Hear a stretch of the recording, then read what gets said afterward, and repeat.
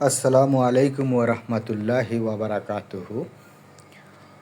ওহী নাজিলের ঐতিহাসিক ক্রমধারা বজায় রেখে সূরা আল কামারের 17 নম্বর আয়াত নিয়ে আজকের ডিজিটাল লেকচারটি উপস্থাপন করিতেছি।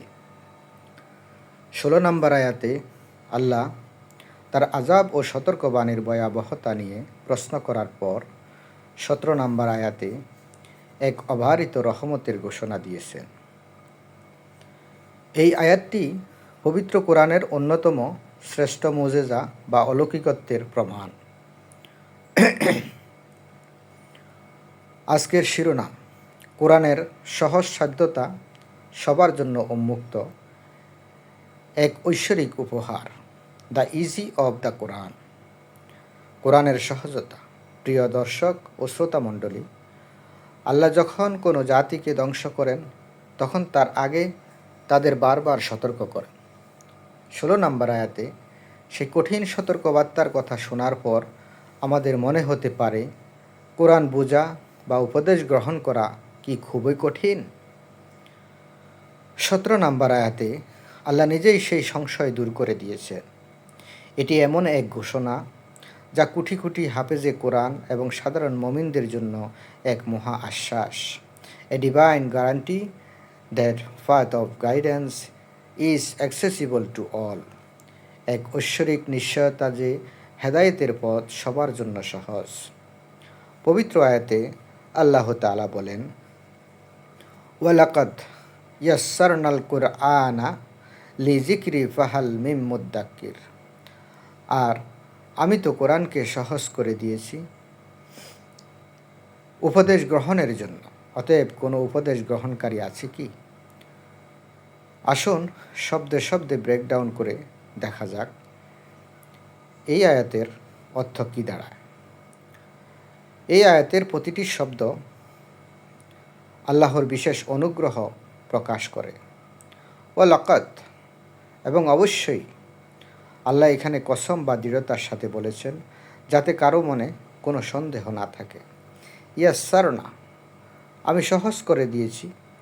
ইউসর মানে সহজ করা। আল্লাহ কোরআনকে মুখস্থ করা, তেলাওয়াত করা এবং এর মূল শিক্ষা বোঝা সব কিছুই সহজ করে দিয়েছেন। আল কুরআনা, এই মহান কিতাব বা কোরআনকে লিজিকিরি, উপদেশ গ্রহণের জন্য বা স্মরণ করার জন্য, অর্থাৎ কিভাবে জীবন পরিচালনা করতে হবে এবং আখেরাতে মুক্তি পাওয়া যাবে, এই মূল বার্তাটি বোঝা সবার জন্য সহজ। ফাহাল মিম মুদ্দাক্কির, অতএব আছে কি কেউ উপদেশ গ্রহণকারী? আল্লাহ আবারও সেই প্রশ্নটি করলেন যা 15 নম্বর আয়াতেও ছিল। এটি মূলত মানুষকে অলসতা ছেড়ে কোরআনের কাছে আসার এক উদাত্ত আহ্বান। কোরআন কিভাবে সহজ? The divine miracle. অনেকে মনে করেন কোরআন অনেক গভীর এবং কঠিন কিতাব, কিন্তু আল্লাহ বলেছেন এটি সহজ। এর প্রমাণগুলো হলো: মুখস্থ করা। পৃথিবীর ইতিহাসে কোরআনই একমাত্র কিতাব যা লক্ষ লক্ষ মানুষ, এমনকি শিশুরাও হুবহু মুখস্থ করতে পারে। অন্য কোনো ধর্মগ্রন্থ বা সাহিত্য এভাবে মুখস্থ রাখা সম্ভব নয়। ভাষাগত প্রাজ্ঞলতা। কোরআনের শব্দচয়ন এমন যে এটি তেলাওয়াত করলে হৃদয়ে প্রশান্তি আসে এবং সাধারণ মানুষ এর মূল বার্তা, তাওহীদ, আখেরাত সহজেই বুঝতে পারে। বারবার পাঠ। কোনো বই বারবার পড়লে বিরক্তি আসে, কিন্তু কোরআন মানুষ সারা জীবন প্রতিদিন পড়েও তৃপ্ত হয় না। The Quran is easy to learn, but its depth is infinite. কোরআন শেখা সহজ, কিন্তু এর গভীরতা অসীম। আমাদের জীবনে এই আয়াতের শিক্ষা, দ্য প্র্যাকটিক্যাল লাইফ লেসন। অজুহাত ত্যাগ করা। আমি আরবি জানি না বা কোরআন অনেক কঠিন, এই অজুহাত দেওয়ার আগে আর সুযোগ নেই, কারণ খোদ আল্লাহ বলেছেন তিনি এটি সহজ করে দিয়েছেন। আজই অন্তত একটি আয়াতের অর্থ বুঝে পড়ার চেষ্টা করুন।